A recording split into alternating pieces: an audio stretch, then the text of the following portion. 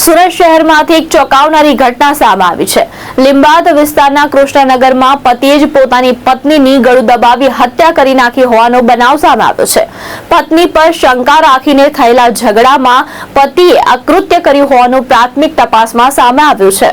સુરતના લીંબાદ વિસ્તારમાં આવેલા કૃષ્ણનગરમાં પતિએ પત્નીની હત્યા કરતા ચકચાર મચી ગઈ છે। મળતી માહિતી મુજબ જીતેન્દ્ર માળી નામના પતિએ પોતાની પત્ની ગીતાંજલિનું દુપટ્ટાથી ગળું દબાવી મોતને ઘાટ ઉતાર્યું હતું। પોલીસને જાણ થતાં જ લીંબાદ પોલીસ તાત્કાલિક ઘટના સ્થળે પહોંચી તપાસ હાથ ધરી હતી। પોલીસે ગણતરીના કલાકોમાં જ આરોપી જીતેન્દ્ર માળીની ધરપકડ કરી લીધી છે।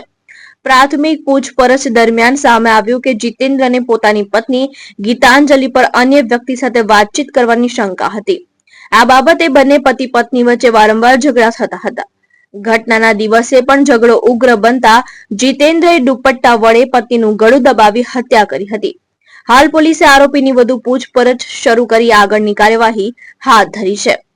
લીંબાયત પોસ્ટે વિસ્તારમાં આવેલ કૃષ્ણનગરમાં રહેતા જીતેન્દ્રભાઈ માળી એક એવી જાહેરાત આપેલી કે પોતાની પત્નીને ચક્કર આવતા પડી જતા મૃત્યુ પામેલ છે। જે સંબંધે પોલીસે લીંબાયત પોલીસ ખાતે એડીનો બનાવ બનવા પામેલ છે એ બાબતની જાહેરાત લઈ અને તપાસ હાથ ધરેલ। તે સંદર્ભે તપાસ કરનાર અધિકારીને લાશની સ્થિતિ જોતા એના ગળા ઉપર દબાણના નિશાનો જોવા મળેલા, જેથી પોલીસે જે જાહેરાત આપનાર છે જીતેન્દ્ર એની વિસ્તૃત પૂછપરછ કરતા એ પોતે એની પત્ની સાથે એના ચારિત્ર્ય બાબતે શંકા હોય એની સાથે ઝઘડો કરી અને આ બાબતે એને ગુસ્સો આવતા પોતાની પત્નીનું ગળું દબાવી દીધેલ હોવાની હકીકત જણાવેલ।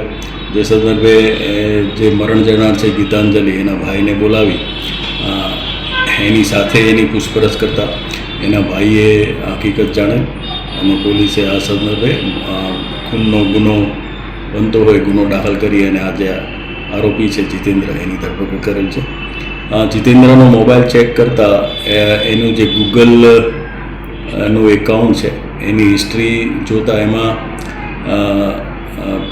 ક્યારેક કોઈ વ્યક્તિને શ્વાસ રૂંધાવવાથી શું થઈ શકે, ક્લોરોફોર્મ ક્યાં મળી શકે, એ સિવાય યુટ્યુબની હિસ્ટ્રી પણ જોતાં પણ એમાં પણ કઈ રીતે માણસને જે છે એ શ્વાસ ક્યાં સુધી અટકાવી શકાય, એનું કેવી રીતે મૃત્યુ પામે અને ક્લોરોફોર્મ ક્યાં મળી શકે, મેડિકલ શોપમાં મળે કે નહીં, આ બાબતની હિસ્ટ્રી જોવા મળે।